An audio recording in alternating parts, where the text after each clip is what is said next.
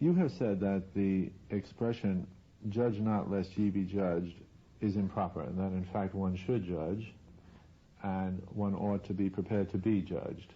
Is that correct? Very correct. Okay. And yet, go ahead. No, go ahead. I was saying it is extremely difficult, the judging of other people, and I wanted to ask you a question or two about that. And it's something I face all the time. I guess everyone probably is judging everybody all the time anyway, whether they think they ought to be or not. Of course. When do you classify someone as immoral? Only when he has done, in fact, some immoral action. What I classify as moral or immoral, I will refer you to Gold's speech in Atlas Shrugged, or the Objectivist Ethics in a book called Virtue of Selfishness, which you mentioned. There you would see a small list of what are the virtues, what are the vices under objectivism, and that's not an exhaustive list, but at least it would give you the essential. And when someone in action does something which you know can prove is an immoral, a vicious action, a sin, not a value, or a vice, whichever you want to call it, then you have to judge him as he has proved. You never judge a person on mere potentials, and you seldom judge him on what he says, because most people do not really speak very exactly, and on the basis of some one inadvertent remark, you would not judge a person as immoral. If, however, he goes about the country preaching immoral ideas, then you would classify him as immoral.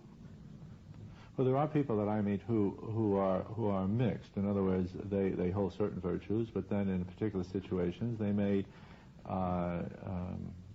act against the virtue or the sin or yes. the evil. Is that like you can't be a little bit pregnant, which is that if you're a little bit immoral, you're immoral, your character is rated immoral? In fact, yes. But the important thing here is the degree of knowledge that a given person has. If you do not know exactly the nature of what you are doing, then you can't be considered immoral, particularly if it's a young person. And it's then correctable. A person can make a mistake and correct it. But it would have to be a major crime. For instance, if you catch a person lying, let's use that as an example, I would never forgive that at all. I would regard that as a top immorality and regard that person as immoral regardless of what kind of virtues he or she might have. Needless to say, if you have a robber or a murderer or a person who is systematically breaking the rights of other people, you would call him immoral no matter what lesser virtues he might have. So you, in judging people of mixed premises, as most people are, you have to balance, in effect, hierarchically, the seriousness of their virtues and of their vices, and see what you get in the net result. Mr. Rand, we spoke in the last program about morality, and I did have one final question about that. And it's a broad general question about how to deal with people who are immoral. What level of contact is acceptable? For example, is it acceptable to trade with, to buy, to sell from or to someone that is immoral? Well, if you do know it, it is very advisable not to. If you know someone to be immoral, dishonest, cheating you, or dealing with bad countries abroad, such as dealing with Soviet Russia, if I know it about a given person, I would not deal with him. But you cannot spend your life inquiring into researching and censoring the views of all the people you deal with, so that unless it's come to your knowledge, you don't inquire into the morality of people with whom your dealings are very simple, usually simply a financial trade. in a store. You buy a given product from a given store, and that's it.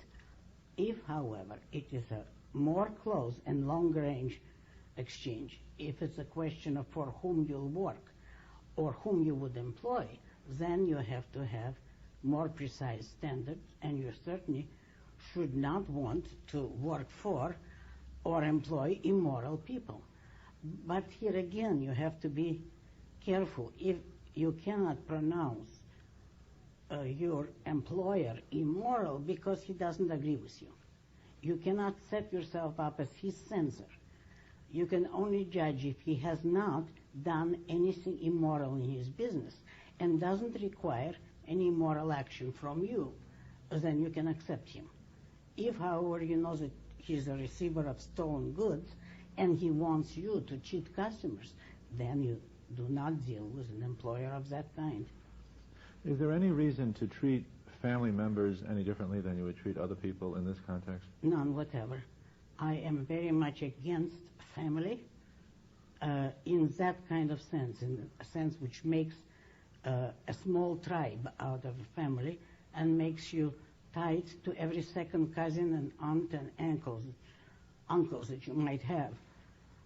The only exception is, of course, in regard to your parents, because there the relationship is different from that to any other person, and you have to acknowledge that. Generally, you do not break with your parents as easily as you would with other members of the family.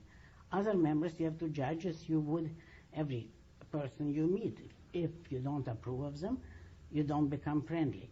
You cannot choose your parents in that sense, and you have to give them a long, long benefit of the doubt and permit them, in effect, more offenses against yourself than you would to friends or acquaintances.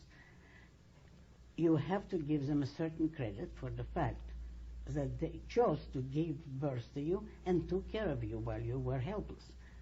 But it's not an unlimited claim, and if you clash with your parents too much, then you have to maintain an attitude of polite duty and see as little of them as possible.